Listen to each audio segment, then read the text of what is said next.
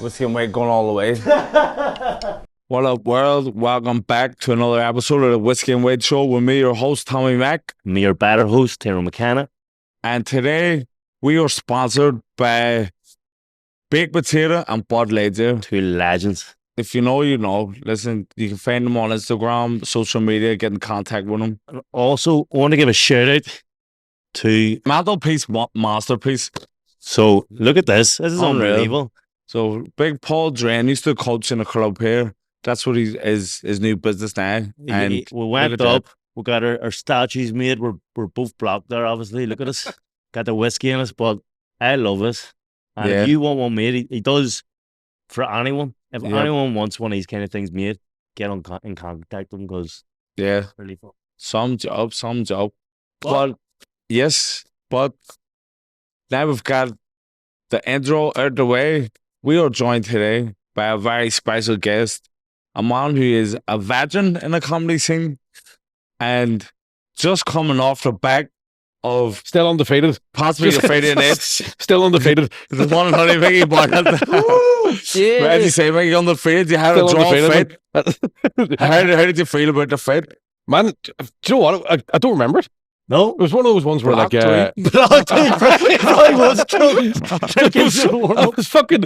I had a big weekend the weekend before. I was over in Liverpool and so the Thursday night, I was there. My boxing coach, Stephen, was in Liverpool as well. And he was like, you can have a couple. You've training hard. You'll be all right. That's the worst thing. If the boxing coach says you're like, fuck it. Hello. And it was 3 a.m. before I went to bed. Like, I was like, you're in my gym now, coach. Listen, if John Jones can do it, he drinks it a week before the fight. Then you can. I was drinking the week before. But how did you find it? You done it the year before. Aye. So what was the kind of differences? But do you know what was weird this time around was like I find it hard to get nervous for the boxing because I don't know what to expect. I'd be shitting myself. Do you know what I mean? No, but it's not like I'm confident. It's more like I'm just going. I don't know how to feel. So it felt like last time around it was. We were there. We were in the Ulster Hall all day, and nobody really knew what was going on. So you were sort of kept busy. Yeah. Whereas this time around, it was like we all knew what was happening. So you were just sitting there, fucking. Like, is there no tension? Are you all in the same? No, different red and blue. Is there tension in the room, or what's the vibe like before going out for everyone else? And in the room, it was weird because we were the second last fight, so I was just like fucking. Can we get this out of everywhere? I want to go to the pub. I was starting to get the cold the night before, so I woke up on the morning of the fight being like, fucking typical me, like taking an inhaler in the green room and all. Took an antihistamine, thought it was hay fever and like cough medicine. I was like, is that drowsy?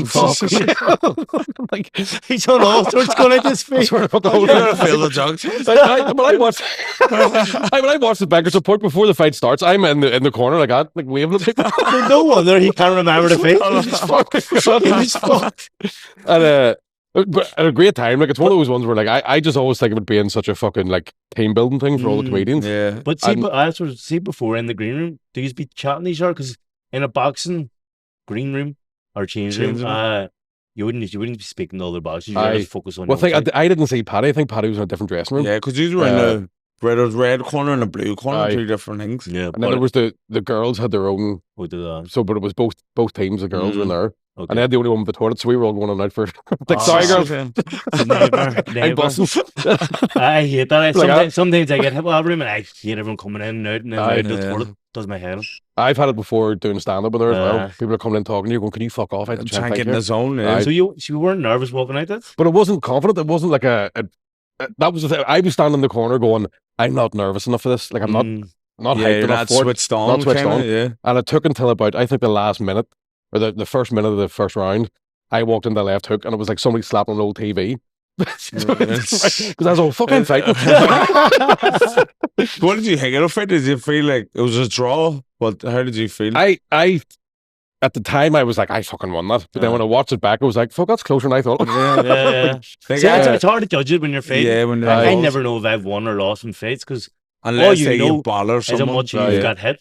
Really? Like I always think, fuck, I've got beat up her. But then you watch it back and you're like, fuck, I was actually lethal there. When I was watching the fight from ringside, I thought a draw was a fair result because Paddy won the first round, you won the second round, and then the third round, was like, it was that tight because I felt like Paddy landed more punches, but you were forcing the issue. You were paying a prizer. Aye. So, like, if you had got it, you couldn't argue. If he had got it, you couldn't Aye, argue. 100%, So, a man. draw kind of. That was it. And I thought was think I probably lost a point because I think I accidentally cheated at one point because Paddy threw a right. It was right towards the end of it, and I didn't mean to, but it went through my hands, and I went, well, fuck you. Broke his arm. Did you get a point?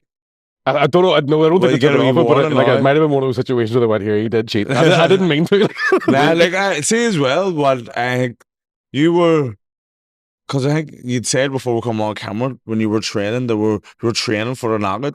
So I think you were looking for it the whole time. I think it was like a... Paddy was boxing, like, and you were missing, like, there were haymakers. You landed one or two of them. I think in the last, as you said, the last round, the last half. I get out of the ring, and my fucking foot hit the top step, and I went, why didn't I circle the ring off? So I just followed him. Yeah, just followed him. And I was like, the whole time, I didn't even think about it. That's what it was like.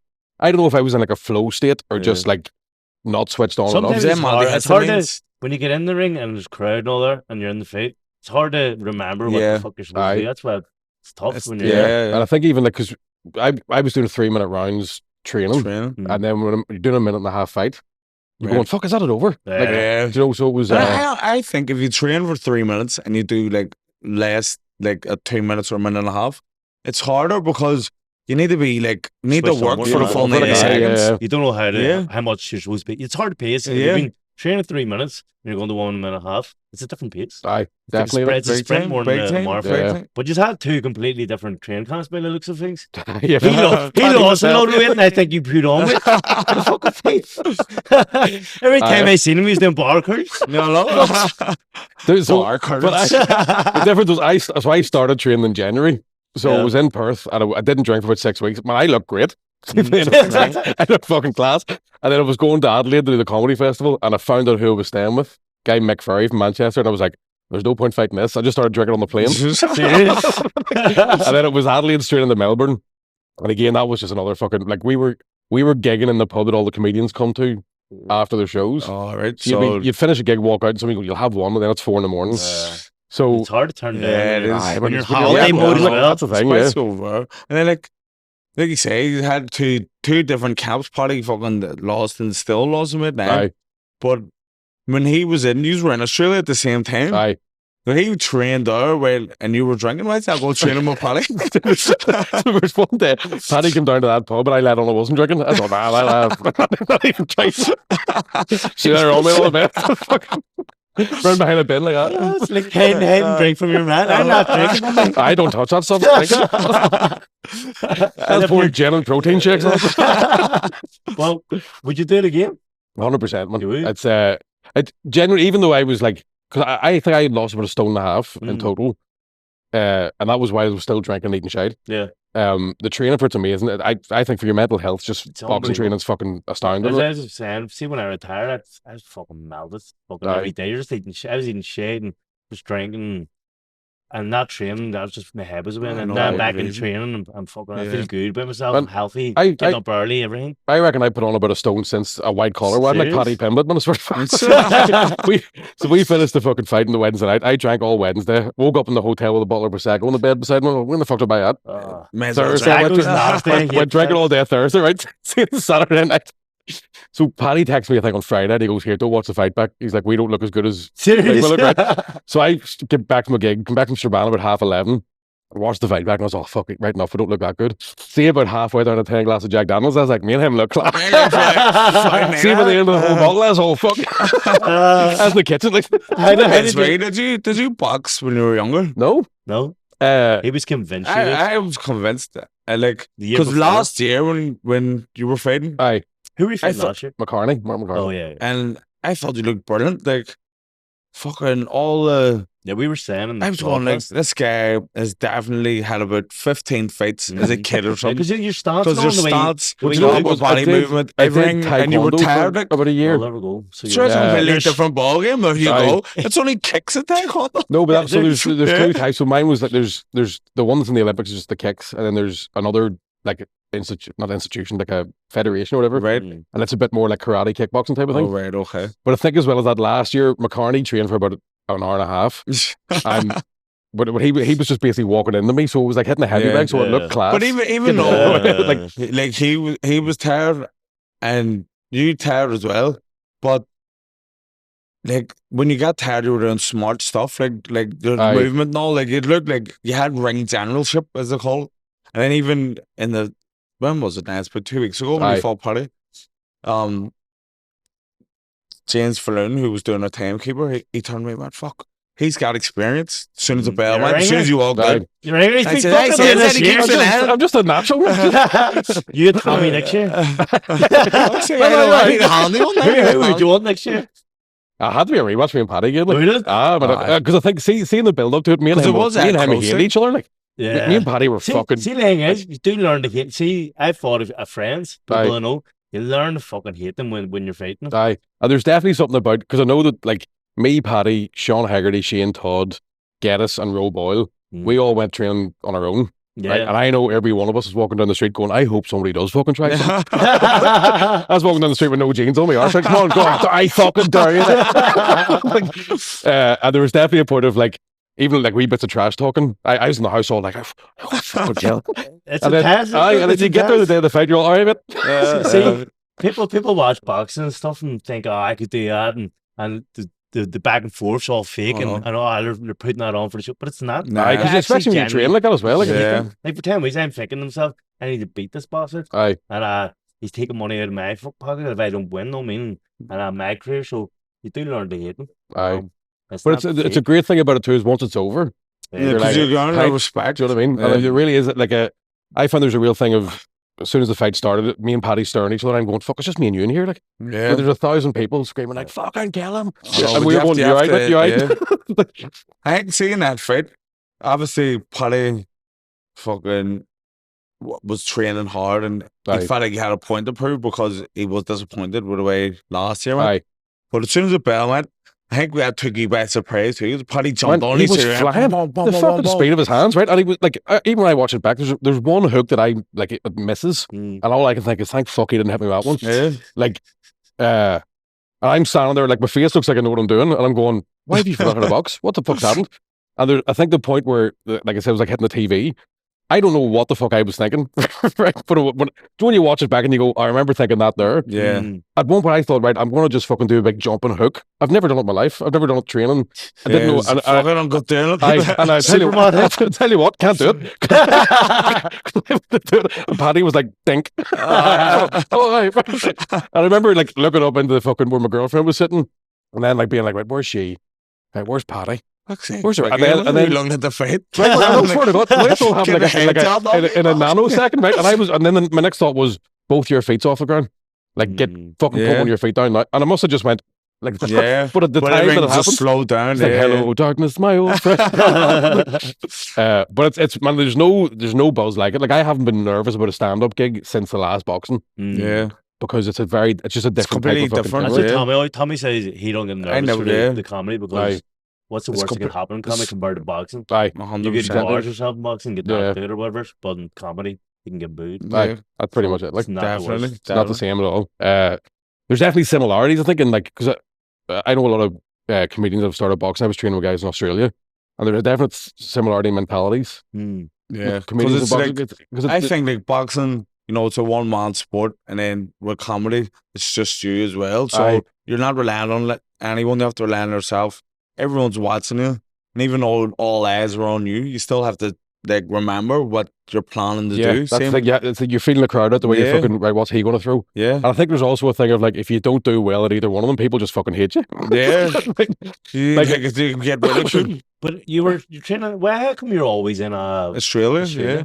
So I just went out, I met a girl out there last year. So I've been going out sort of about 7-8 years, probably going out and I'll do like 5-week tours. And then I've always wanted to do their comedy festivals. So their comedy festivals go from January through to May. And I was always like, fucking, I can figure out a way to get basically a year of summer. So this year was just a perfect excuse for it because it was. Is your missus still out there? Yeah. Huh? Aye. So she Australian? Very long distance. Irish, living in Australia? No, Australian. Or I think she's like her Irish family's from Cork. Yeah. But yeah, so it was just one of those, like, I just went, fuck, I'll do 6 months. What happened the first time you went out there? Did you go for comedy or was it just traveling? So it was out, there's company called Century that run the comedy store and Sydney Comedy Festival and stuff like that. So they basically do these road shows where you go out, there's like 5-6 of you, get in a wee minivan, and you drive out to the sticks. You do like a 5-6 hour drive, get a quick wash, go to some fucking buttfuck nowhere town. Do this. But they've all got like, because there was so much mining and stuff, they've all got these big like theaters. Yeah. So the whole town just turns up and you fucking do a set back in the van, drive somewhere else. It's class. It's class crack. But the thing is, like, you land, because they would pay for the flights and all that sort of stuff. So you would basically land there and start working. So I'd be jet lagged and just slept my way across Australia, like just in the back of a van. People go, what's it like? And I go, I've no idea. Can't tell you. So when you're doing them like tours, would you not even like it? Because in boxing, people say, "Oh, you've been around the world," but I don't experience around the world. Because you go to the gyms, So is that the same thing? Pretty much, man. Yeah, like it's like even going out there with a bit more time off in between, like Melbourne Festival and Adelaide and all the different. But by that stage, you're fucking knackered and you're waiting for the money from the last festival. So you're just going, I can't do anything.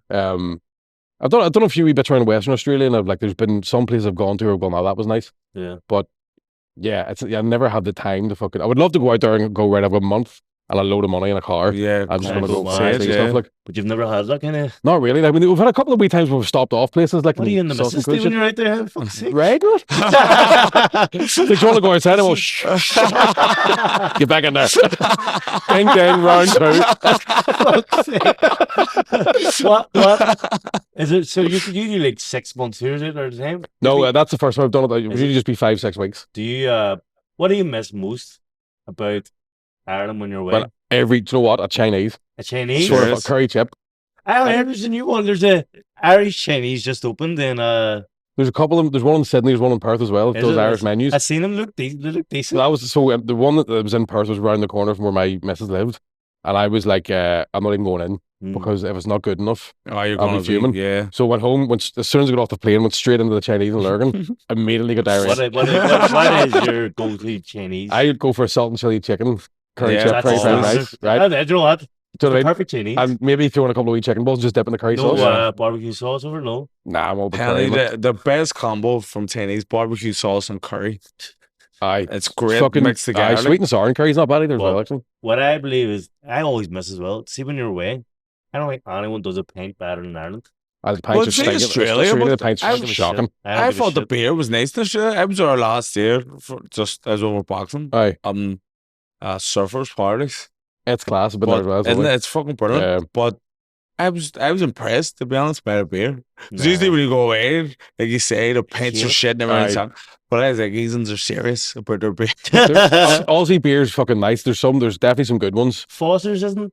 They don't drink it. Yeah, that was a marketing. I was shocked that Foster's isn't Australian. Can't find it anywhere. Like, there's definitely a few. Like VB's good, and there was one. It was a Great Northern or something's a good beer. What's your beer here?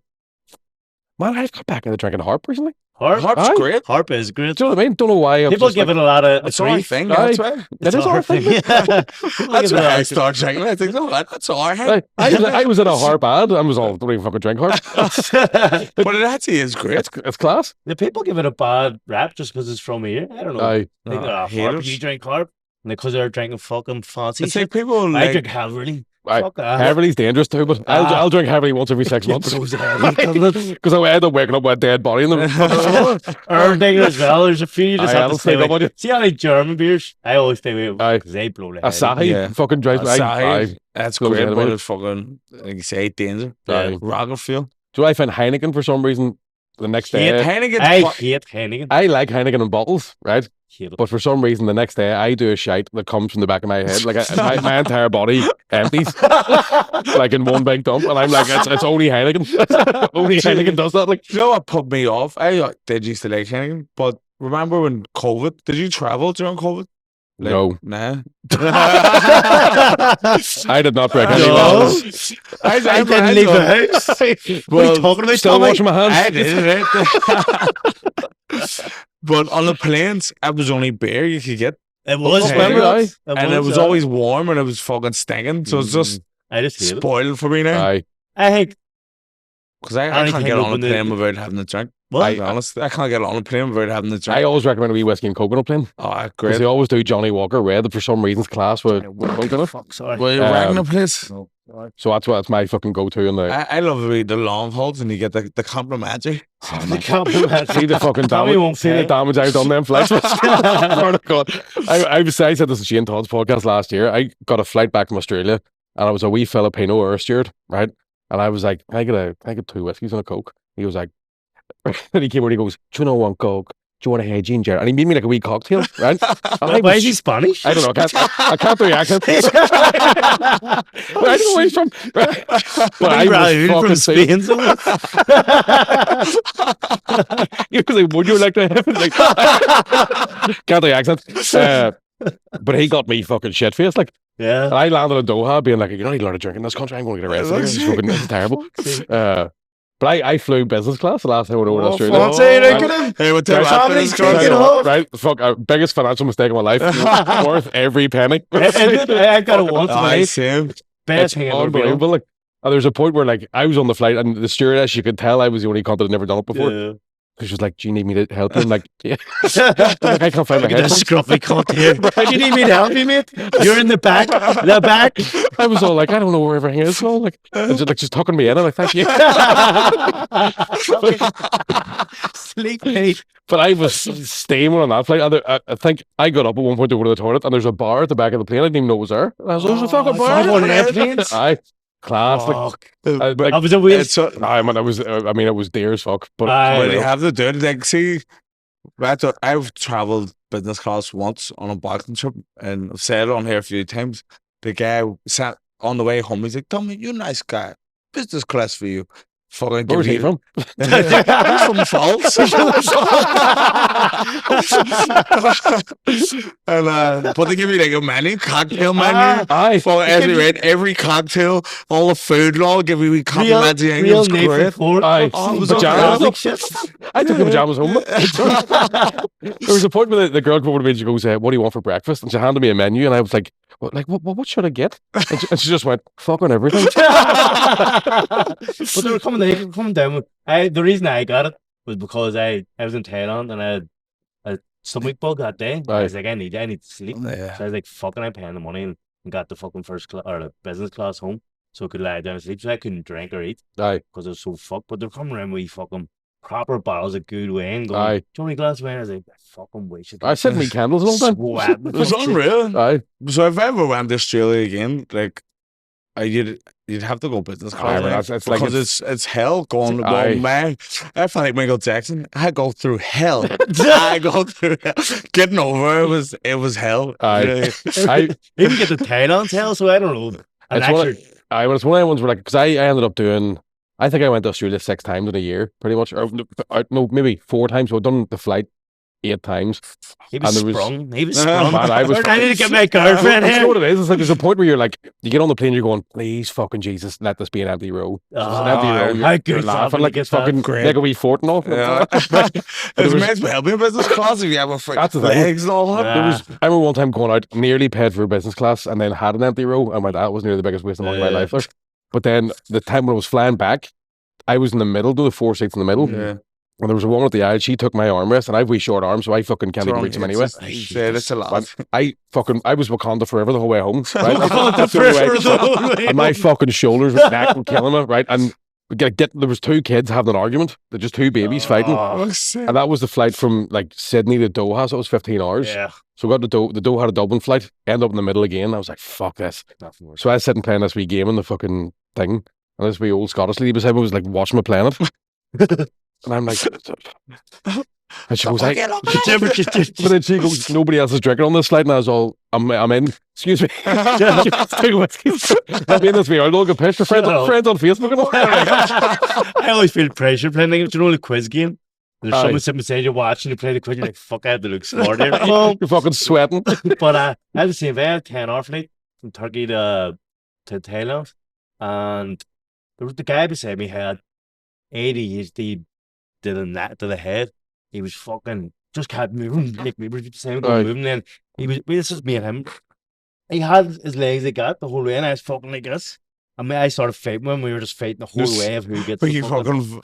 That's what you're supposed to whisper. I'm a professional boxer. But he looked scary as well. But he's a big guy. He's like He's not getting this. This is my fucking It drives me mental, man. It's hell. It was nuts. Before I went, Tyrone said to me, see if you, when you're checking in, they're always have cheap first class seats, so you get one for about a score. They do bids. We're not a score, damn we? And then literally 20 quid. That's for you, love. Take your money back. Because what I did was, because I had to do an all-nighter when I was flat out. So, because I had to leave the house at 2 to be in Dublin for fucking 4 or whatever. No, like, yeah. And I upgraded for the first flight. I was like, right, it was 500 quid. I went, right, fuck it, I'll do that. Just to get 7 hours kept. Because again, I was landing and then gigging, like, straight away. So I slept for most of the first flight. And then I got to Doha and I was all, how much is it to upgrade for the fucking... And the guy told me, and I was like, the two bids, like. Aye, so, but it was like $2,000 or something. Man, so he told me 4.5, right? And I went, fuck that. And then when he came back, he dropped it by about $1,000 or something. Is he trying to pocket them? Yeah, probably take the extra. But I remember, like the pilot comes on the thing. He's like, we're just about to land in Sydney Airport. And I'm like, here, tell him to do a couple of laps. This is fucking all. See, when I done that, I was like, I could do a 24-hour flight, no sweat. 100%. Like, we economy, a 4-hour flight in your fucking hotel. Fucking. Nah, but my flight was from Kazakhstan to Germany, I think it was, and then Germany back, and then what's this flight to Germany? It's only like 3 hours. And I was like, right, fuck, you get business class and it's really fucking quick flight, but all you get is leg room. Which is actually great as well. Like, do you want any gigs coming up? When's the next gig? Fuck, I'm getting flat. So I've got a tour that starts in September, so we'll start off in the waterfront. On the 6th, and then I'm going to be all over the place. Going to be fucking all over Ireland, all over England, Scotland as well. See, doing tours. Is it because this is the first time I've headlined the show? I'm obviously headlining SSE. I feel there's an added pressure when you're headlining because you have to sell tickets. You have to, like, if it doesn't go well, it's your fucking face. It's weird. Like the selling tickets is a pain in the ass. The actual doing the show usually feels easier to me because people who bought tickets, they're already invested in you. And because like I come up through comedy club, so that's when you're walking out, nobody knows who the fuck you are, and they're like, we paid money, you better be fucking good. Yeah. Whereas when it's your show, they kind of know who you are. But then at the same time, because of podcasts and stuff now, you find a lot of people heckle now with like personal information you didn't realize you gave away on a podcast. Sort of like, your girl's name's Louise. Fuck you. That's a weird heckle. I've had some fucking mad ones. What's the feeling? See, when people are heckling, do you like it or do you hate it? Because sometimes a show's going slow, you wouldn't mind if she heckles. It depends what it is. Like, it's if there's, I'd rather people heckle than somebody be that steaming they're just not paying attention. Yeah. Because I've had, like, you know, people just talking to each other and you're like, what the fuck's going on here? See, when I hear numbers when I'm boxing, because say my game plan is to go out and box. Right. And I'm actually sticking the boxing well, and I hear people murmuring in the crowd. I'm like, they're not paying attention. Yeah. Like, fuck, that's why I'm in a war every time. Because I just go, fuck it, I need to entertain her. So then I get into war. So I hate when people are murmuring in the back. It's something that's for stand-up, it drives me fucking nuts. And like, I'd absolutely rather somebody be like, you're shite, and I'm like, fucking, let's go, cunt. But I remember the worst heckle I ever got was a woman whispered it to me and no one else heard her.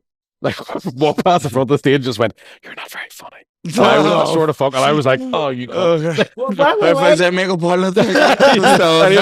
Where do people even do that? Man, Lurgan. That's just I'm from Lurgan. It's my hometown. I love everybody in it. But for some reason, when it comes to stand-up in that town, there's always a crowd of people being like, you are somebody. Lurgan seems to be... You obviously would be the top of the trio, and it's Sean and Pete Giffen. Yeah.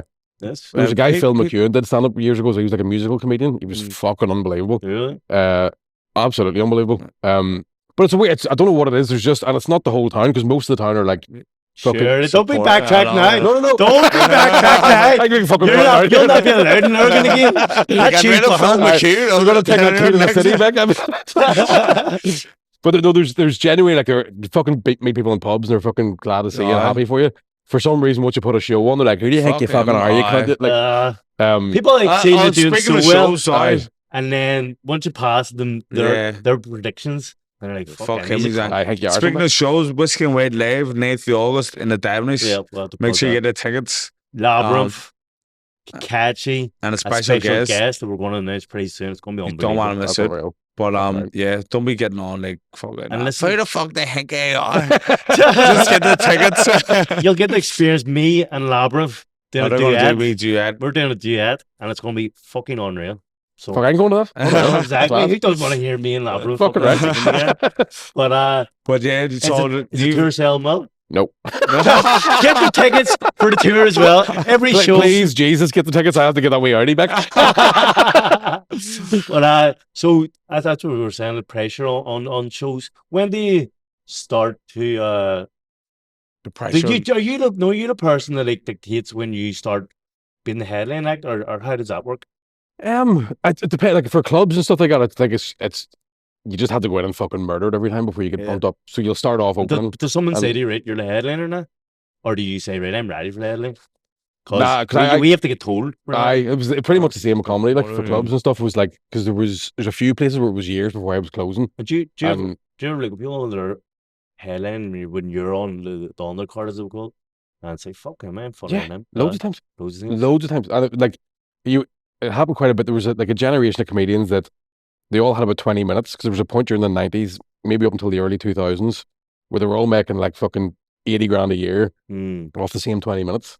So they've this one fucking perfect set, but stuff could be happening in the room. They don't even know how to go. Did someone drop a glass? They just fucking keep going. And I'd be opening for half the money and murdering and being like, what the fuck's this cunt doing? So it drove me nuts for years. And I think it's like, clubs are brilliant. Comedy clubs are like the gym for comedians, but a lot of them, I think, for a long time got a wee bit too sort of like, we're the club, you're just the act. Whereas the act should have been going, you said, fuck all without us. If we don't turn up, you've no fucking bar sales. Like, there's little bits of that still happening in Australia. I feel like they haven't quite caught up to the rest of the place. Because there were still guys that were like talking to me as if they own me, and I'm like, I'm gonna fucking put you over a balcony. Like, I'm fucking one-on-one here. When did you get in the comedy? Like, how did you get into that? What age?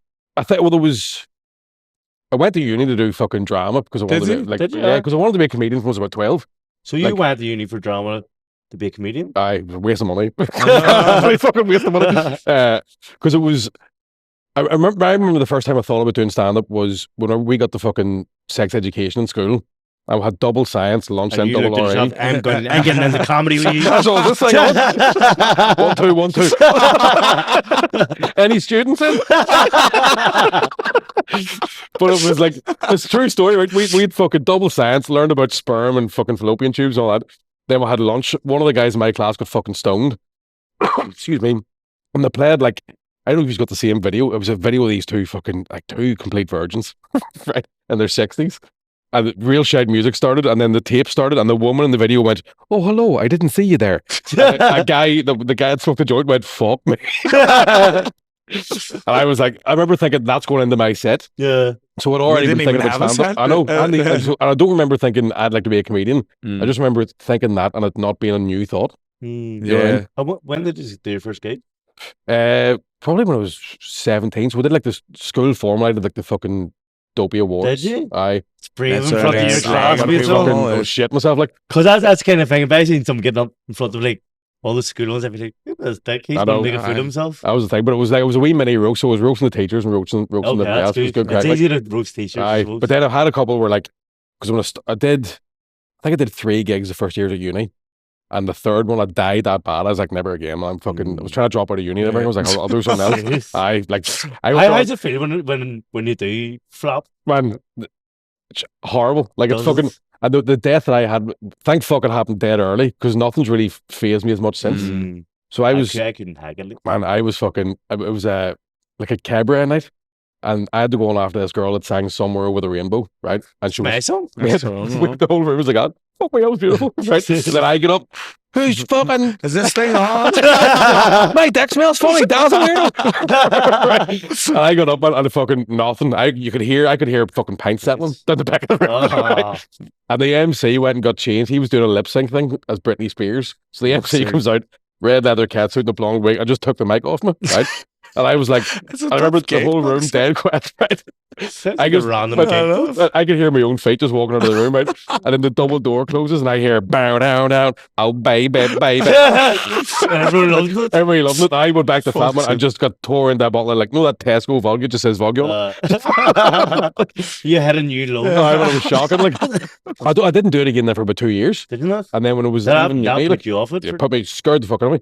And then when it was leaving uni, I was like, right, I won a competition or something. And then I was like, right, I'll book an open spot in the Empire, and if I do well in the open spot, I'll keep going. Done well. Yeah, and that was it. Like, because remember the headliner that night was like, how many gigs have you done? I went 4, and he was like, get the fuck out of my face. Like, is this after you done? Yeah, really. So that was pretty much it. And there was always just a week kind of like, if I can do this within this amount of time, I'll keep going. If I can do this and do this. Was it a full-time thing? It's from the start, or did you have an hour job? No, I was kind of, I loaded. I was working on fucking Clinton cards at one point. Clinton cards? I got sacked because I got sacked from Subway and didn't tell them. Subway? I was working in Subway in Derry, and I came back from Oxygen.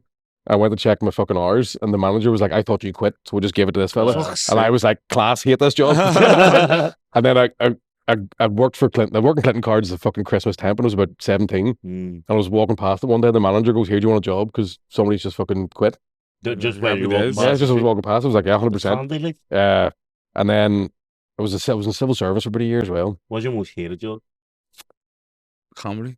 Yeah, fucking boxing it. Tough. No, I was in a call center. I was working. That's my most hated. What did you do? And what were LBM? No. What the fuck was it? HCL it was called down in Armagh, and it was like we had the contract I was on was just upscaling people from like evening and weekends for BT, but it was getting them on an 18-month contract, and then in the training they were like, by the way, this is a scam. So after 18 months, we charge them a fuck ton for this. So you were lying to people. Everything was a scam. I was reading the thing going. People that say I was doing British Gas, gas insurance. So I had to call them up and say, "Do you want gas insurance?" And I was reading the fucking things and going, "These are get fucked over." But I couldn't tell. And I was like, "Fucking hell!" It was shocking. And then I remember like the day that I quit that job. So one of my mates from uni was on it as well, but he was on a different contract, like a harder one. And I was in the bathroom one day taking a shite. Right, and I could hear somebody crying. I was like, "What the fuck?" And I went back to my desk, and then my mate comes over and he goes, "Mate, I need to go home. I was just fucking crying in the bathroom there." And I was like, "Where are you? I didn't even know." And then about 2 weeks later, I was in the bathroom crying. Right. And I heard him come in, and he was like, and I was like, I was like, I was like, Mick, Shane. I stuck our heads to the door and went, "Fuck it."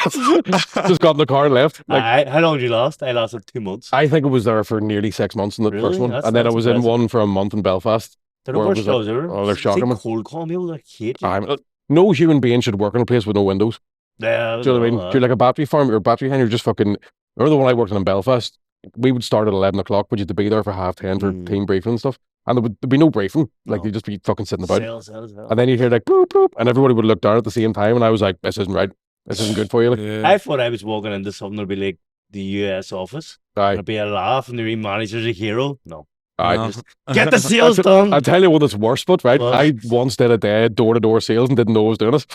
Door-to-door sales? Right. I wouldn't do that. That must be hell, because I hate them coming to the door. I hate close up lanes. So I was thinking, do you know on TV, whenever like somebody rings the doorbell, someone goes, "I'll get it." Look, that's never happened in my house. The doorbell rings, you look, go, who the fuck's that? There's a fight for 5 minutes. Who's answering the door? I hate my door knocking, like, because if somebody's coming, I like the wee phone call or text before. If the door knocks randomly, like, who the fuck's that? I don't know. Like, say if it's, especially in the morning, say it's 9 or 10 and I'm still in bed, I'm not getting out of my bed to answer a random 100%. My door knocked the other day. I live in a flat, that's all. I'm not getting it. I'm not going. I heard they get into the building. I don't give a fuck. See, I've got a new hack. See if anyone that comes door to door, whatever they're selling, like the other day, there was the voting. Obviously, the answer to the door, I was like, I've already voted. I hadn't voted. But I just say, whatever they're selling, I've already signed up. I've already signed up. I had this signed up last week. This damn so I'd already been on TV and all. Fuck's sake, so you get tortured. And man, it was a fucking nightmare. So I applied for this job, turned up for the interview, and they were like, "Your management material," and I was like, "Your management material." This guy. welcome to the investor center. So I had to go. We're going to come take you back for like a full interview day, and I went back, and I could hear people doing like, "Oh." I'm like, so I left my wallet in the car. I'd gotten this other bloke's car. He's like, "We're going to take you one of our sites." they're all this lingo, right? So we're driving up the fucking. Fates isn't really lingo, is it? We were driving. I think it was Lauren or somewhere like that.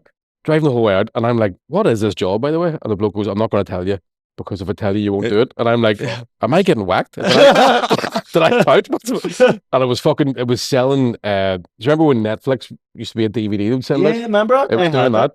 So I was walking around every fucking. So the guy was like, "They know you from somewhere," and I'm going, "Nah."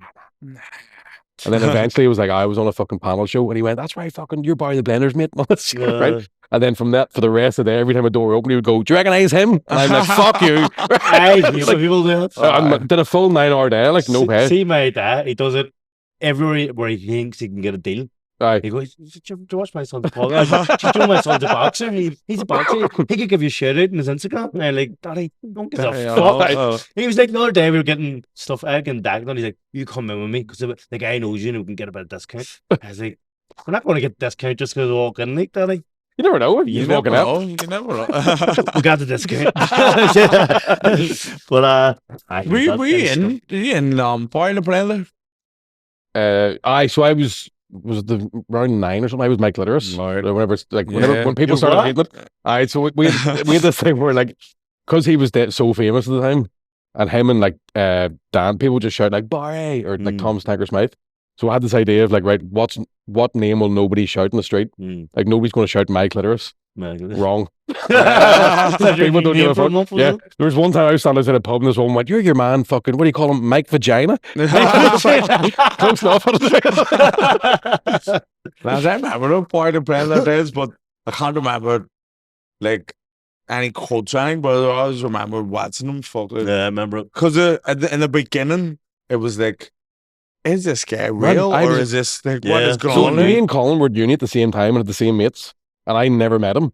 So I thought it was real for the first couple of times I seen him. I was like, "This is fucking unbelievable." And then like, that's when he lived next door to you. But so when did you start going full time into comedy? When was it the turning point and you knew it was a career? I'm trying to think when was probably when I lost the job in the civil service. So I was only there for it was a temporary contract just. Okay. So once that ran out, and I remember that because it was a dole office and where was it? Across from the Common Market. Remember, there used to be a big dole office there. Common Market. Yeah, I do remember it. So it was like, the place was fucking falling apart. But my job was to hand the ticket out for the dole. Just be sitting freezing all day. There you go, mate. Did you used to have the hand the tickets? There were 7 of us taking turns. So they had machines and computers. No, they just had the building was getting knocked down, so they didn't have it up in there. Okay. I remember like fucking getting a half day on my last day, and then walking around the front and signing on. Like, where was your last place of work? I was like, "There, Sandra. That's my pen." Give me that pen back, Sandra. Wash my fucking cup. And then she just got sacked from that and just said, "Fuck it." At that time there was kind of like, I basically was going, if I can get about £800 a month from stand up, that's enough to sort of keep me going. And then just kept at it from there. But it was a nightmare. Like, it was my man and dad's house for years. At the start. Yeah. Was it times where you would have went, "Fuck, I'm retired from this, I need to get a proper job"? All the time. I think even now, every day I wake up like, "What the fuck are you doing?" Sounds like comedy boxing is just the same. It's just because it is such, you are gambling with your future, like, because there's no guarantee with fucking. You're banking everything on, well, in boxing, one big payday. Like, you're putting your everything in this. All you just need, probably the same with comedy, one big show, one big fight, and then you'll be set. Yeah, and then you get the big fight of the big show, and you spunk the money into the money I spunk, because you go from being broke, because years for first say 7-8 years of boxing, you don't make money. You have zero money, and then you have a big fight, and then you have loads of money coming in. And you go, "Fuck, I'm gonna have another big fight here soon." I spun on the stupidest shit. 100%, man. And then the next fight comes, and you keep on, and then when you do retire, you're like, "Fuck, I should have saved all that." I said, "Well, it's only when your skins are like, fuck, why did I do that? But the stuff I buy like is fucking insane." Man, I've rollerblades and all, you know. Lightsabers and all. Random shit now. But I think you need the same as in comedy. What do you think in comedy? They're like boxing, you can only go to 35. Do you reckon there's a point when you need to call quits in comedy? I don't know. I think like it depends on. I suppose it just depends on how well you sell tickets. Like, in terms of comedy clubs and stuff like that, it's not necessarily a lifestyle I'd want into my 50s. No. But then at the same time, I meet comedians that are in their 50s. Seems That like their they mates get are jealous better of. with age, don't Get they? better with it. I think more cases like the amount of fucking drinking that can be done and the amount of bad Why decisions. not Yeah. just stop drinking? Do you know what? Fuck. So obviously I've started doing comedy 2 years. I'm doing it now, and Have you? I remember the first gig that I was going to. I was like, right, happy days, gonna get down here. There'll be a big fucking box of beer and all for the comics. I was expecting like rock and roll. Aye. I got down there, and there was cups of tea in this kitchen. There was a big case of water, and everyone was just like going over their notes and getting in the zone. I was like, man, this is not exactly Aye. what I was You got expecting. in it at the wrong time. And then all the gigs I have done, nobody's drinking or anything. Aye. Or like the comedians, it's kind of like a clean lifestyle as well, because you drive to the gigs and you have to drive back, and no one really drinks or anything. I keep saying to Tyrone, fucking, I'm gonna bring the rock and roll back. Aye. But I don't think it's smart. If you'd have started whenever we started, like, so like me, Guinness, would've and Shane, there was times we were gigging just for free beer. Like, like Shane as well. Shane done Shane would have took a fucking few pounds before he had Crohn's. Oh. But I remember we were down at Coleraine Uni, and we did the gig for free. We're like, give us a free bar, and we'll fucking do the gig. And there had a point where like we were drinking that much. The bar manager was like, "Must you normally get paid for a gig?" I went, just pulled it out. I went, he normally gets about $2,000. I get $1,000 for opening. And he was like, "Do you want another couple of Jaeger bombs?" I was like, So Micky's had this drinking goes on in your tour. "Fuck yeah!" So, right, you need us I'm Shane, fucking right. Like, in fact, I'm doing the definition the first. We'll flip over that. Like, well, I'll just stay up for 2 years. Fuck, right. As there's nothing I love more than Let me see fucking... if I had done anything on the first. But I always wonder where, like, because I've seen, I'm in the, not in the comedy game, but because he's in the comedy, I'm Even around come the gig, Right. more, and because a lot of them don't drink. And like, where the fuck do you just get their material? Where to get the 'Cause material? the No, fun you have to shit be on happens the when scene. you go out and when you go drinking. Well, I got to everybody's got kids now and stuff, so I'm one of the It's only no ones. excuse. That's no excuse. But that's the thing is like, so because like there's things that have happened to me too in the last couple of years where people, I go, that's not that weird, and people go, it is. So like I did a podcast 2 weeks ago, and somebody goes, anything weird happened in Australia, and I went, nah, not really. Took edibles, went to the zoo one time, and everybody was like, that's insane. And I'm going, is it? There's a lot of any story like a lot of stories we say on this. People think they're fake. Right. Like, the general, But again, people are living like I don't know if sheltered is the right word, but maybe it is. Maybe we're nuts and we don't think we're nuts. And maybe we are nuts. Yeah, there's definitely times, it's like, I think you probably get the same thing as well, because if you're traveling and you're fucking, like, when you're the only person looking at the audience, you definitely have a different life than they do. Yeah, So they have a different 100%. routine. It's 9 to 5, Monday to Friday, same thing every day. Yeah. Whereas you're out and about and fucking running around, and for some reason people come up and talk to you. Yeah. So people come up and say shit to you, and you go, you wouldn't do it to anybody in the street. But you think you know me, which is why all of a sudden you're like, I went to fucking, I've told this in the podcast before, I was at a family do about 2 days after I got back from Australia, and this big culty from Lurgan just come up and grabbed my stomach. Just held like, well, bye. And I'm like, I don't know what's happening here. Like, I don't even want to fight or fuck or what's going on. I have no idea what's going on. But can you let go of me?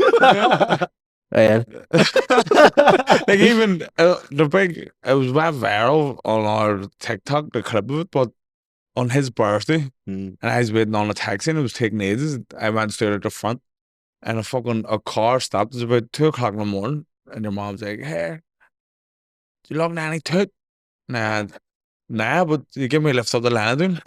And his mate went, "That's Harry McCarvey." Went, "All right, jump in." So they give me a lift up the road, and they were going, "Go ahead, have a take a toot." And I was going, "No, you're all right. Go ahead, fuck's sake." And then people don't believe it. People don't believe it. Aye. But you run through the wall of the pub. And then I met the guy a few months after, and I went, "Fuck, they see the thing? Come home and get a picture." People don't believe it. He's like, "No way, mate, no way. I don't want to get any pictures." It was all day after the fight. No, that's right, in the thing. So, but like them kind of things, like obviously, like you say, people are living a different lifestyle. It wouldn't be standing in Milan town at 2:00 in the morning. So it wouldn't. But so when is it? When is the next gig? Is it next week? So I'm doing I'm fucking terrible for knowing when I'm gigging. I'm doing the Deadness on the 1st August Right. for the Fela, and then I've got stuff in Bangor doing I think it's the 14th, the open house, and then the tour starts on the 6th September.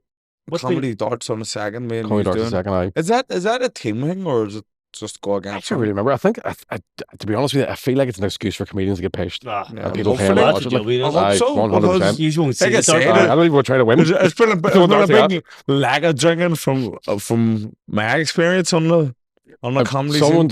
Connor Keys was telling me the last one was a fucking disaster. Like the comedians were fucking shit-faced. So I think it was him and Geddes were the last two. Like they were playing for the fucking for the prize.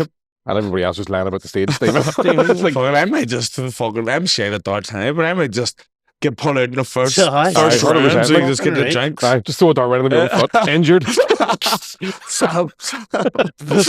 We're going to finish with a game. We asked a lot of people on Instagram for would you rather questions for you. Classic. Did you get much, did you?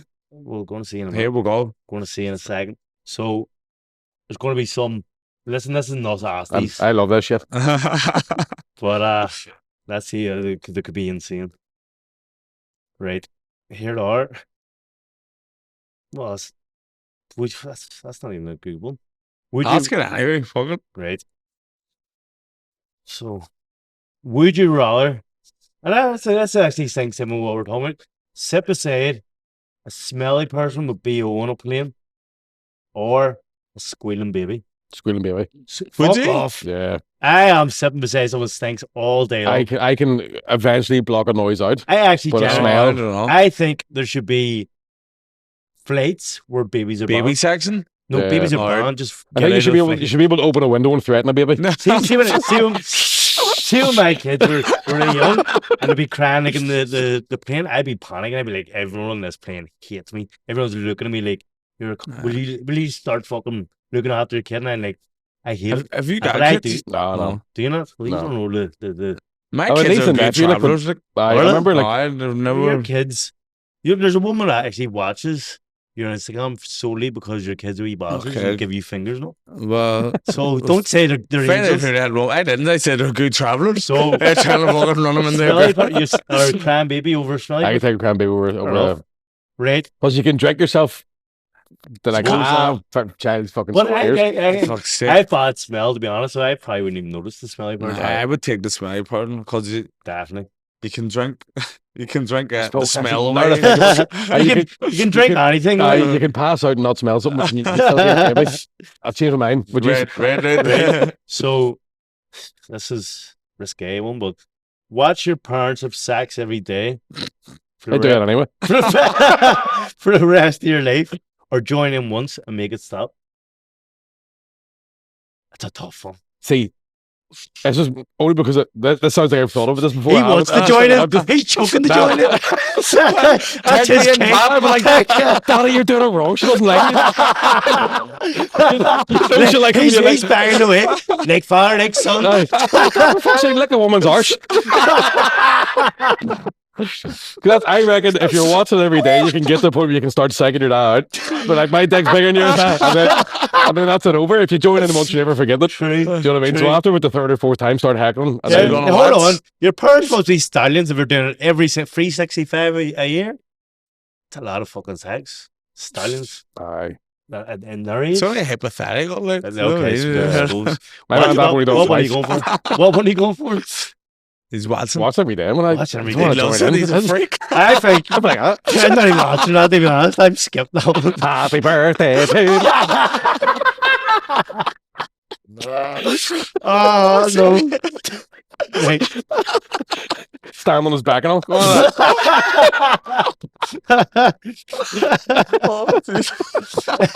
Let the stallion in.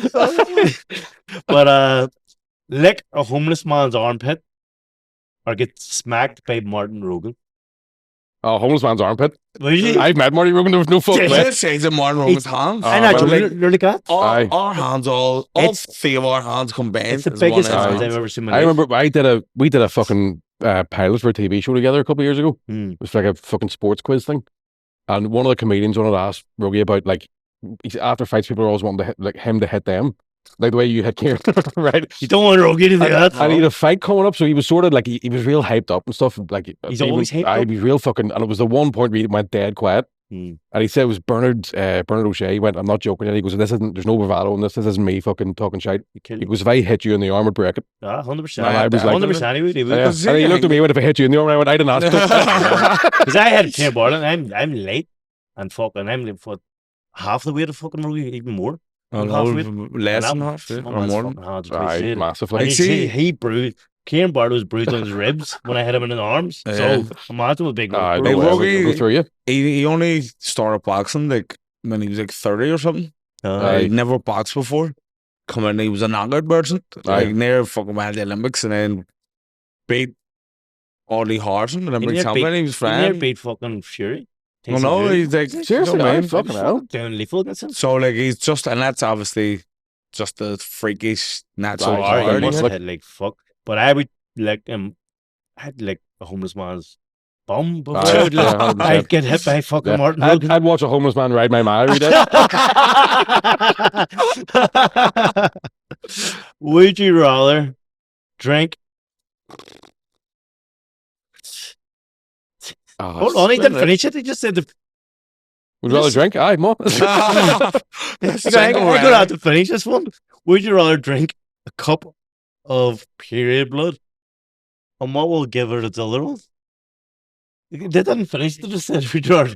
No, mate. I'd rather not. Finish the questions. Okay. Would you rather? But skip that one. I definitely wouldn't want to do it anyway. But who would you rather fight next year? Ronan Boyle or Colin Geddes? Either way, I'm getting killed. Like, because actually, there's a clip come out, but promoting the last thing, and I remember it's you saying if Colin Geddes hit someone, he might kill them. So when I think this, because the story is that I was talking to Ronan after their fight, because someone asked us about like, did Ronan go too hard on Geddes?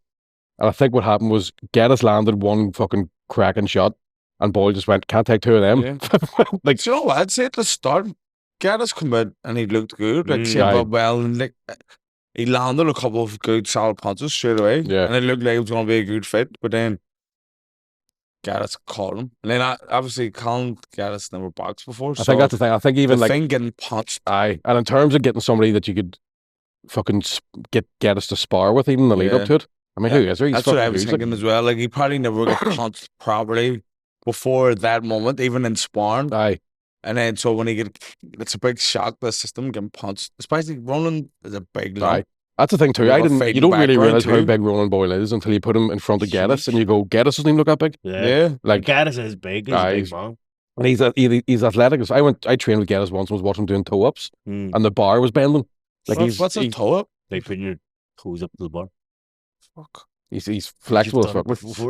But you haven't answered. We want an answer. No sitting in the fence. Can I check the period blood?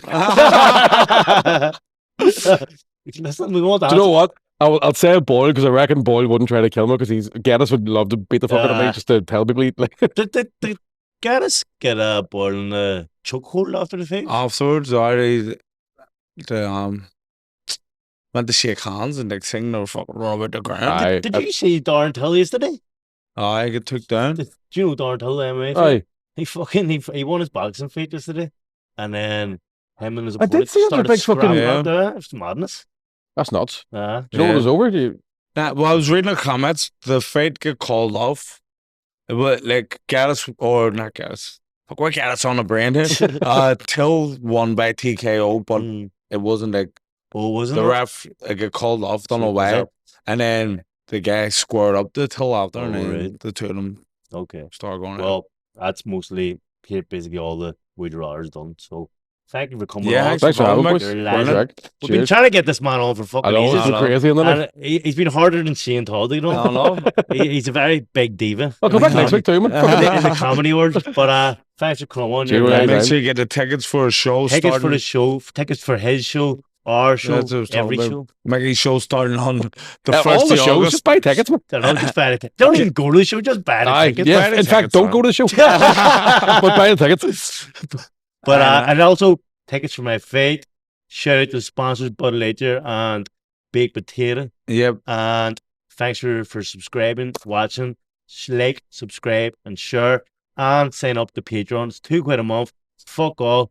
We have a new support the lads. We can't do it on our own. We have a new producer, new team in. As you can see, different camera angles going on. So we're going to be stepping up a lot of things in the coming future. So keep your eyes peeled, legends. In the coming future. Coming future. It is. Right. Bye. That's us.